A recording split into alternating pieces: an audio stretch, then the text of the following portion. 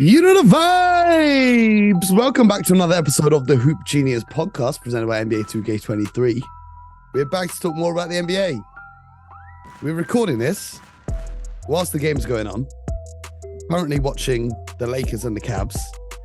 And Anthony Davis, who's been on a great run of form, has 1 point in 8 minutes. Meanwhile, Jarrett Allen, the other team center, has 18 points in just 12 minutes. We're going to see how the rest of that game shakes out. I might have to eat my words by the end of it, but that's pretty interesting. That's just pretty interesting to me. Who knows? Might be a big second quarter and a second half for the Lakers. I might be completely wrong. But it was just interesting. I just wanted to share that with you, BJ, just before we start the show. Okay. All right. Well, it's always fun seeing LeBron go home to Cleveland as well. It's always fun to see that matchup. Okay. Okay. All right. Let's get it. What you got for me today? Oh, man. We had a bunch of players return from injury the other night. We had Kawhi Leonard return for the Clippers. Okay. He hit 4 of their last 5 shots down the stretch, including the game winner. But it was against the Charlotte Hornets, so you got to account for that. We saw James Harden play for the Sixers. It's weird because Doc Rivers said that James Harden would be on a minutes restriction. But he played 38 minutes. And Harden did not have a good game. He went 4 from 19 in a double overtime loss to the Houston Rockets. He missed a couple clutch shots at the end of regulation and at the end of the first overtime.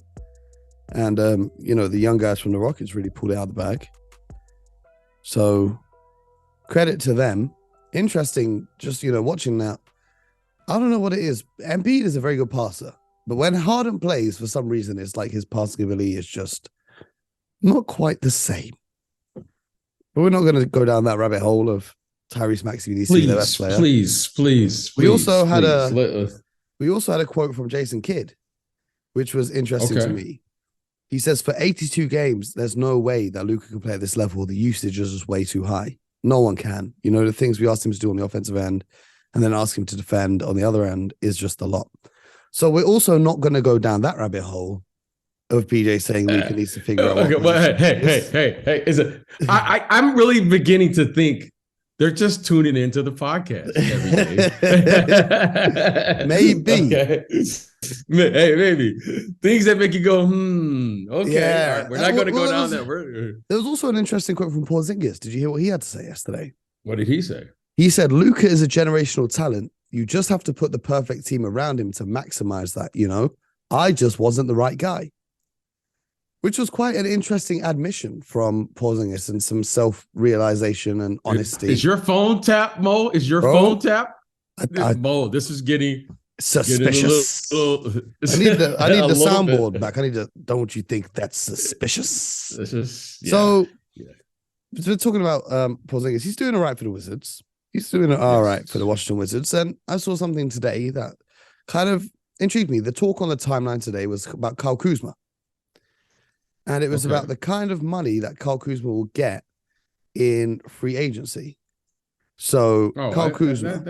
That'll be I think that'll be interesting. I'm going to just say without knowing anything, I want to say 20 to 25 is probably where he and that is land. Precisely what the figure being thrown around today was. Yeah. He's currently on $13 million a year for this season. And then next season he has the player option, which he will likely opt out of. But that's what brings me to today's topics. Because we talked about a trade for the Hawks yesterday that was very complicated. Zubair, who I'm sure him and John Collins are probably in the news. Discord. Him and John Collins. So here's the news from Shams Charania, who is definitely not the owner of an NBA meme page. He says several teams. You know what I think about often, BJ, is people who listen to this show for the first time.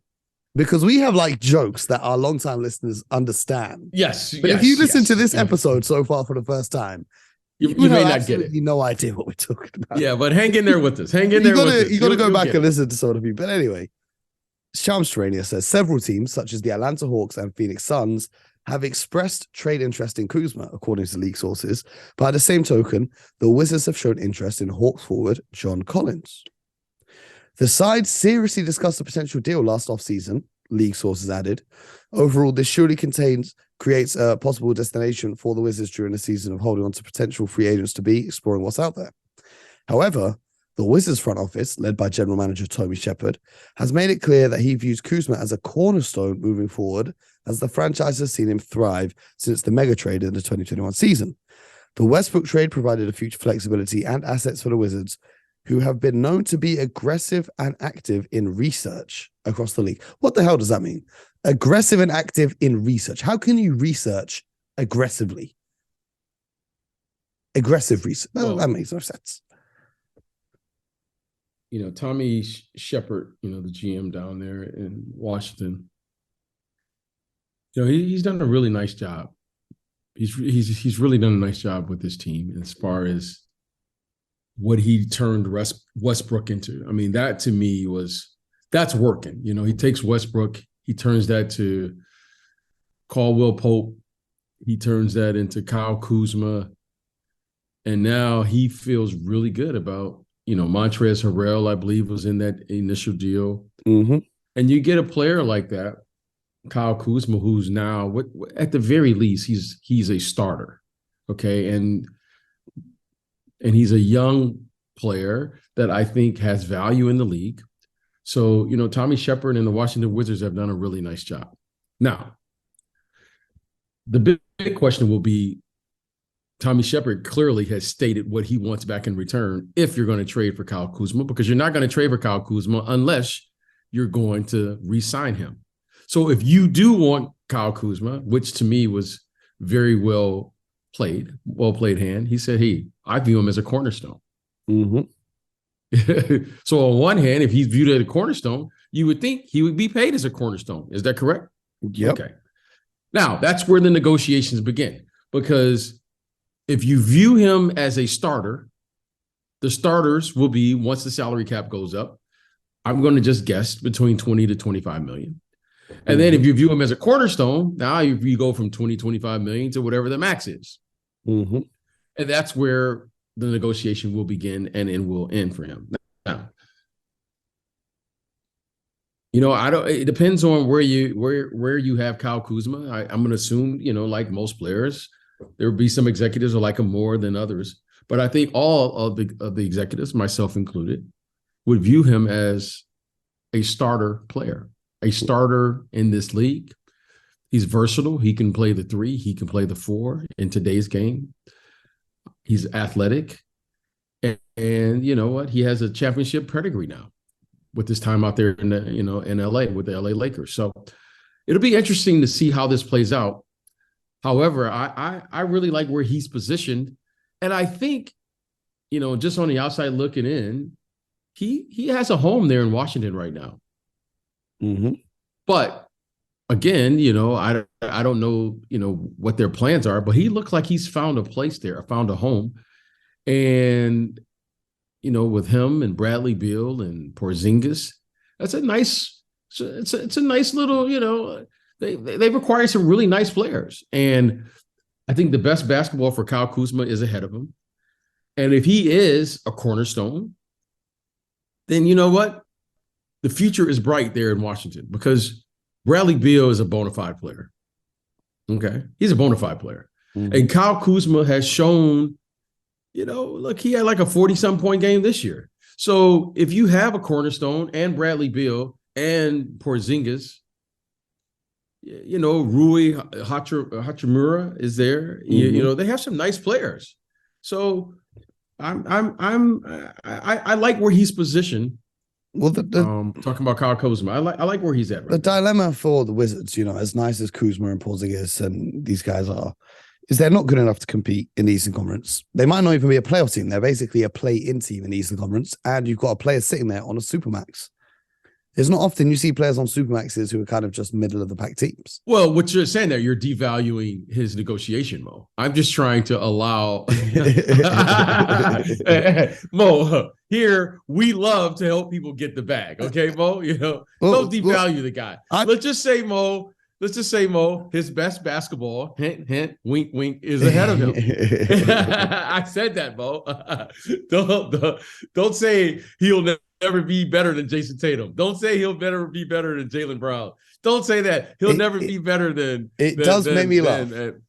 when Laker fans used to Giannis. compare Tatum and Kuzma. That used to really make me laugh. With all due respect to Kyle Kuzma. Just Mo, you never know. You just never know. You do never know. But how do you feel about that potential swap? Obviously, the salaries don't quite match Kuzma and John Collins.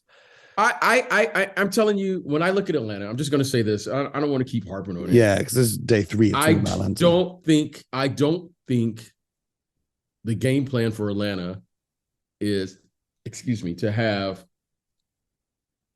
3 players making over $100 million and they can't get out of the first round. Yeah, we spoke about this. Yeah. So okay, if you get Kyle Kuzma, okay, clearly you've committed to him. And you got to, at the very least, commit to him in the same salary slot of the guy that you just traded for, right? And he got $100 million, right? Talking about Collins. Mm-hmm. You just paid Hunter, about 80-something million. Mm-hmm. Okay, you have clearly a max in Trae Young, and Murray is going to get the max. You're not trading for Murray, and now you want to start negotiating with him. Mm-hmm. You're not going to allow him to go to unrestricted free agency, okay? So I just don't see that happening unless it's a blockbuster trade, meaning Clint Capella's got to go. DeAndre Hunter means he would probably have to go, and possibly Trae Young. I think Murray is I think he is there because you traded for him. So now, if you do get Kyle Kuzma, that to me would trigger, okay, there's going to be multiple players moving. And I'm not ready to say that yet. But again, I don't know. I'm not inside, the Atlanta Hawks, but I'm not ready to do that. But it just that the money doesn't seem to match up to me, or the economics of the business doesn't seem to match up to me, or where this team is currently at. But maybe if they, and I will say this, that's a huge risk if they trade for Kyle Kuzma to let him go to free agency. That's a huge risk. I hear that. There was another announcement from the NBA today. They have got more, I want to get your take on this, more trophies to give out. They have created a whole bunch of new trophies. Let me get the full list up here because this was kind of interesting to see.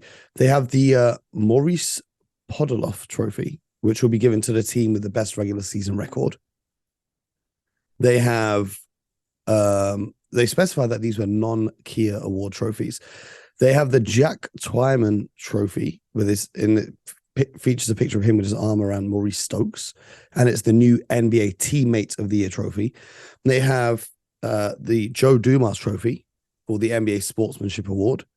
They have the Red Auerbach trophy, which will be given to the coach of the year. It's just new silverware. I don't know, but I don't know why you need all of this more the best regular season record. We need to have an award. Okay, we're gonna go and get a champagne brand that we're going to partner with just to announce all of these awards. It's a celebration here. Okay, we're going to celebrate with a little champagne and go through all these awards. I mean, there's an award for everything. Best fan of the year. It's just celebration. But I'm all for it. That's cool. I think there's one trophy. There's one award to me that stands above the rest. NBA champion. Yeah, that's my thing. That's okay. That's the one where the champagne comes out. But let's get the champagne early, Mo. Play along. We're going to play with everybody. Nice. And okay, that's great. That's awesome. Yeah, happy for them. But I just feel like they're setting people up to get clowned. Like imagine last season the Phoenix Suns were given a trophy, and then whatever happens to them at the playoffs happens to them. It's going to be quite the day on the Twitter timeline. But speaking of Twitter, I saw a tweet today and it said it was 12 years since the iconic picture of LeBron James and Dwayne Wade. You know the picture I'm talking about where Dwayne Wade is running off celebrating and LeBron's throwing a dunk down behind him. And it got me thinking, BJ, in your opinion, what is the most iconic picture in NBA history? So not play, not video, but which photo? If they had all the NBA photos in a museum and it was burning down and you could only save one, which would you save? There's a couple of photos that really stand out to me because I love competition. I have one of the photos that I really admire in my office is Bill Russell and Wilt Chamberlain. That to me is just it. I don't know. Every time I look at that photo, it just means something to me. It's just like two giants, literally, like battling. That to me is what the NBA is all about. Like, you get a chance to play the best versus the best, right? Arguably, you could say Wilt Chamberlain is the most dominant offensive player of all time. Mm-hmm. And then you can certainly make the argument that Bill Russell is the most dominant defensive player of all time. Mm-hmm. And it just captures my imagination. There's another picture of Bill Russell like grabbing a rebound, and it's like legs are like, I don't know if you've ever seen the photo, right? It's like one where he's like, I don't know, he's just it's another one that really gets me. That photo always gets me as well. In my generation, and I was very fortunate to have been in part of the game, there was a photo of Michael guarding Magic. Mm-hmm. Okay, that's another photo that just like, I remember that matchup. One of my favorite photos, like my personal favorite photos after being in the NBA for a couple of years, was there's a photo, right, of Julius Erving and Larry Bird getting in a fight. And they're both grabbing each other like around the neck. That photo, like the intensity of that photo, to me is just like, it says a lot. There's like it just says a lot. So that's the latest photo for me. Those photos kind of like just jump out to me. My favorite photo of all time is the Bill Russell one. That's the one that I have. In my own. My favorite Bill Russell one is the one of him. It was taken a long time after he retired, but it's of him, and he's kind of got he's resting his head on his hands, and he's wearing 11 championship rings. And he's just you can barely see his hands. He's just covered in rings. I think Wilt Chamberlain, the picture of him holding the piece of paper that says 100 is, of course, one of the most iconic pictures. Michael Jordan has so many. You've got the shot. You've got the picture of him crying with the NBA trophy. After winning that first championship, you got the picture of him and Scotty with the flu game. I think underrated one is Reggie Miller, doing the choke signal to Spike Lee. But my personal favorite, BJ, can you guess what my personal favorite is? I have no idea. Is Allen Iverson stepping over Tyronn Lue. I think that's the coolest picture. I just think they're so, oh my days.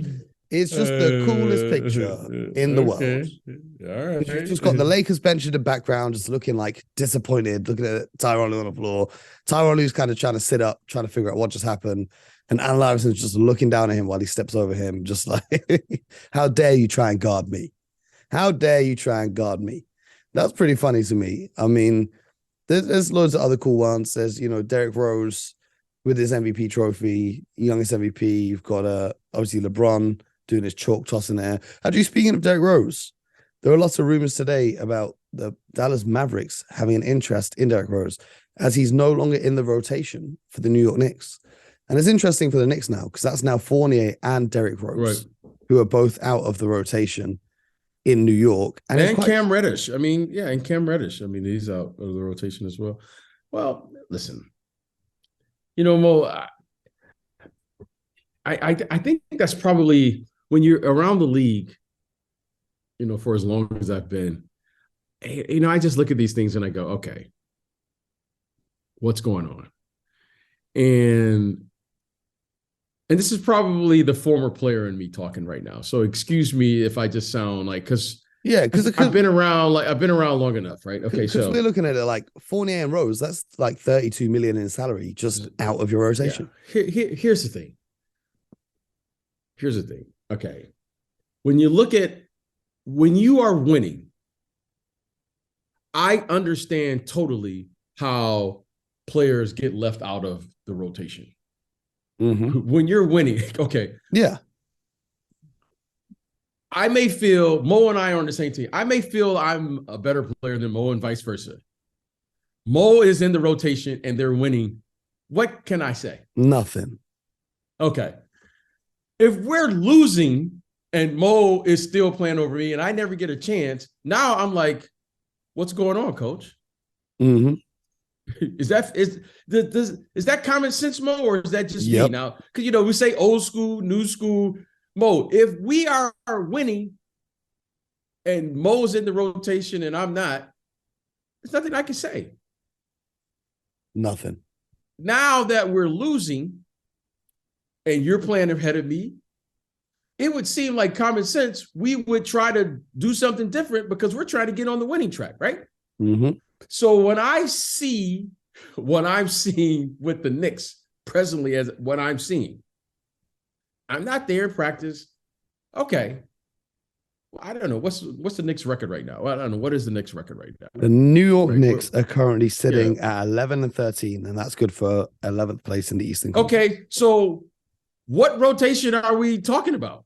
Like, that doesn't even, is that just the media talking? Like, okay, you're 11-13. You're out of the playoffs right now. How can you have your rotation set? Like, you're trying to figure out, or at least in my way, I don't know, maybe it is a different way of thinking about the NBA. I've been around too long to know you can't have a rotation at 11-13. Okay? Yeah. So I'm just going to assume this is the media talking. I'm going to assume that right now, the media or the local fan base expects more from this team. And right now, everyone is feeling the pressure there in New York City. That's what I'm going to assume. And then let it be and let it play itself out. Because if they go on a 5-game winning streak, I'm not going to say anything. If they go on a 5-game losing streak, now someone's got to answer how come those guys aren't playing. Either way, we're going to find out what's going on here. Yeah, I mean, how often though do you see like 32 million out of not getting minutes on the court? Well, it's a Tom Thibodeau who's famous for wanting to play veteran players rather than younger players. So this is very out of character for him. Well, listen. Right now, I'm going to just look at the team and assume the following. When they acquired Jalen Brunson in free agency, they didn't acquire him to talk about developing players. They acquired him in free agency to do what? To win. So now it is clear to me what's going on. And now let's figure it out. Coach Tom Thibodeau, you can't argue anything with saying, he's been around this league. I'm not going to question why he's there every single day. However, now he's made his decision on who he feels is going to help him win the game, right? That's a fair assessment. Because you're 11-13. It's not like you're 13-3. You're 11-13. So let's just see how it plays itself out. I mean, there's nothing really to say. I mean, I've been in rotations. I've been out of rotations. I'm okay with it. However, it seems a little odd that the report is you're out of the rotation. How can you be? Like, you're not like, right now, like I could see the Lakers right now saying, hey, we got a nice flow going right now. Yeah. Well, they're 8-2. Okay, they got a nice rotation. Well, actually, really bad news for the Lakers. Just as I mentioned, Anthony Davis not having a great start to the game. The reason for that is he's now left the game with flu-like symptoms. So feel kind of bad. And you can see the impact it's having. Donovan Mitchell has just been on a tear ever since Anthony Davis checked out the game. Which you can see how important he is to that Lakers defense. But fingers crossed AD can get back healthy again. But no, I hear what you're saying. It doesn't, you know what I mean? Like, it's nothing to talk about. Like, when you see this, when your team is not even 500, it's impossible to have a set rotation. That doesn't even make sense to me. Coach Thibodeau can't tell me or anyone that's been around this league that he has a set rotation with 11-13 team. Like, I'll be like, what are you talking? What's the joke? What's the punchline? So I'm just going to assume this is the media. These are rumors. And whatever the situation may be, maybe he wants to take a look. Maybe he's seen something. I'm not looking at their team and watching tape, and I'm not at practice. But what I do know is after that Dallas game,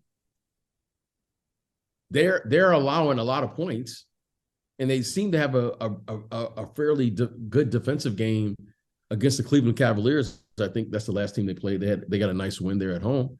So, hey, maybe he knows. And listen, you got to roll with it. But you can't tell me, or no one can convince me that their rotation is set. Now that one is, that's a little over the top, for me, and I think anyone who follows the NBA. Yeah, I mean it's a tricky one, especially after giving out such a big contract to Brunson. You really don't want to be in 11th place, kind of looking in at the play-in. Like something's got to change there. But I do think Derrick Rose in Dallas would be a nice fit, kind of taking some of those ball handling responsibilities off Luka Doncic, as we talk about all the time here on this show. Yeah, I think in theory that's great. I think right now, listen, at some point Luka is going to figure it out. Yeah, all the great players do, and that's all I'm going to say about it. And I'm going to let it be. And hopefully, one way or another, we'll hear something concerning Derrick Rose. How about that? How about that? We'll leave it at that. We'll leave it at that for the listeners. I got one more piece of news that's going to make you happy to hear, BJ. This is a fun piece of news because we know you're a big fan. Oh no, not quite. We know you're a big fan of Sacramento. Yes. The beam that they light after every time they win. Oh gosh, it's now listed on Google Maps.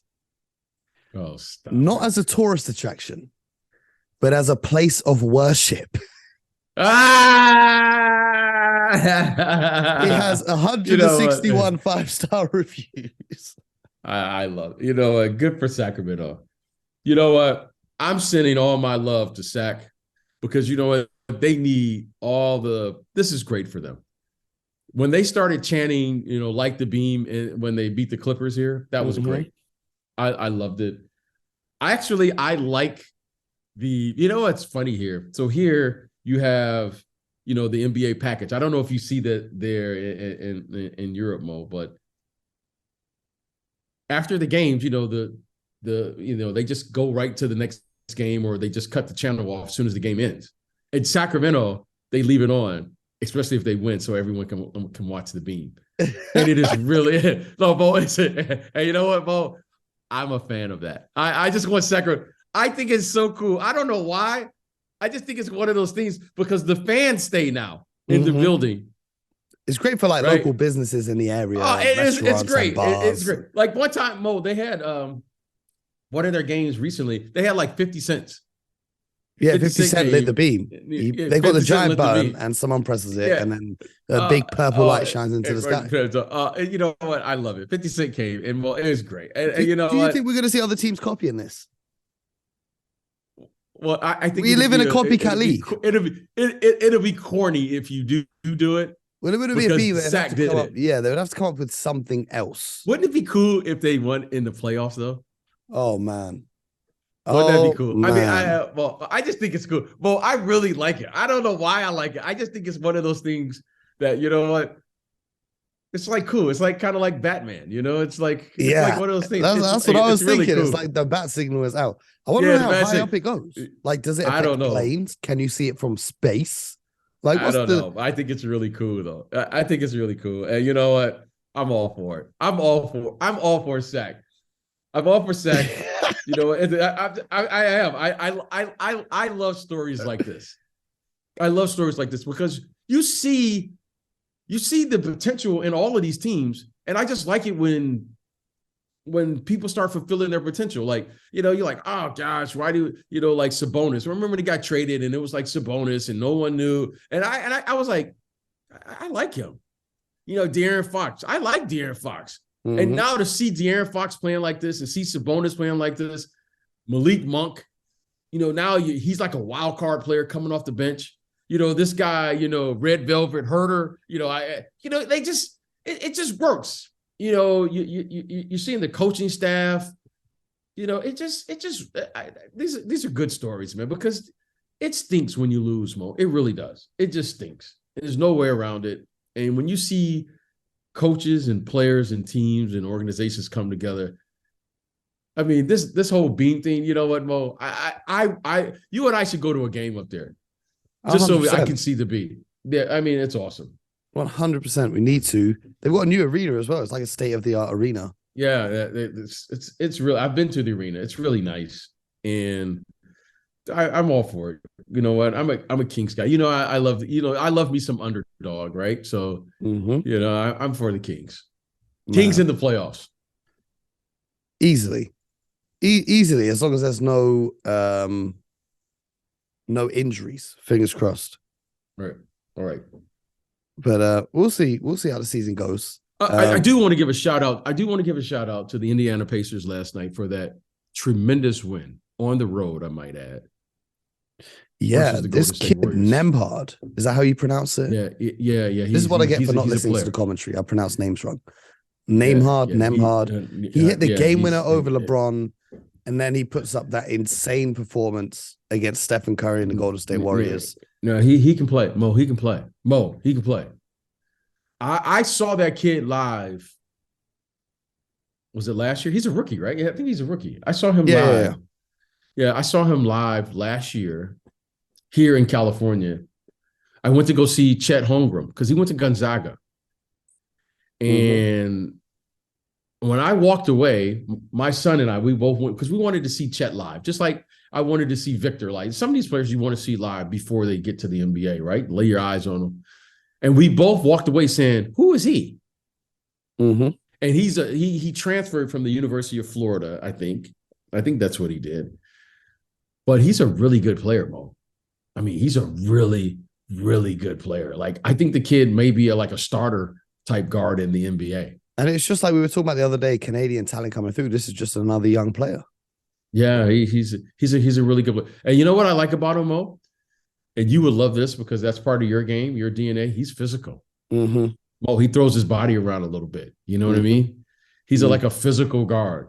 He's like a little mini version of Kyle Lowry. You know what I mean? Kyle Lowry now, he's getting up there in age, but a little bit he's extra a physical height. guard. 6'3", so he's got a little bit more height on him. So but he's a physical, strong player. And I'm gonna tell you what, everyone's gonna say that he had a career game. Mo, I think this guy has more in the bag.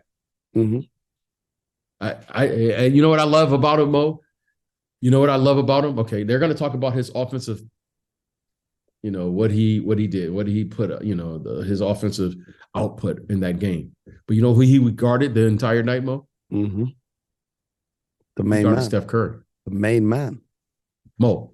He guarded Steph Curry. Now, you know me, I love it when you take your matchup. Steph Curry is supposed to give you 40, and after the game, you're supposed to say, what did you learn from that 40? And next time you play Steph, you're supposed to try to get it under 35. Okay? But you okay? This young man had a career night on the offensive end, but the most impressive thing, Mo, was he played one-on-one versus Steph Curry, which is simply impossible. The most impressive thing is there was no Tyrese Halliburton and no Miles Turner. That's what I'm saying. Mo, so they came in underhanded. I don't think this is – everyone keeps saying, a career game. It's like a one-off. No, Mo, I think this kid can really play. Well, they've got a nice little guard rotation there. They've got Halliburton, they've got Mathurin, now they've got I don't know how to pronounce this, Nembhard. I don't know. Yeah. They got a nice little rotation going down there. And I'm gonna tell you what, and that coach over there, Rick Carlisle. Rick Carlisle has these young guys playing extremely, extremely hard and playing with extreme confidence. Okay. I got to give them, when you see young players playing with this level of confidence, Mo, this isn't, when you start seeing young guards, because that's the hardest position to play, Mo, playing with this level of confidence, now you're talking. Now you're talking when you're going, okay, this is this guy's first go-around. This is this guy's first go-around on the West Coast. And so I'm going to keep an eye on this kid. I'm going to keep an eye on the Indiana Pacers right now because you know what, Mo? I have to say, it's nothing like being right, but, our egos love to be right. But let me tell you something, Mo. I was wrong here. The Indiana Pacers now, I'm going to stop with this is a team that's retooling. They got a nice team. Mo, they got a nice team, okay? They got nice – well, these young guys can play now. Okay, now I know you don't want to put expectations on young players, any given night, Mo, they can win. Mm-hmm. That stat line he put up against the Warriors, 31 points, 8 rebounds, 5 of 7 from downtown, 13 assists. The only rookies ever with more than 30 points, 8 rebounds, 10 assists in a game with 5 3-pointers, Jason Kidd, Steph Curry, and Trae Young. Now that's some company. That's what I'm saying, Mo. I got it. This team, and you had 2 starters out. Yep. Okay, Mo. That's what I'm saying.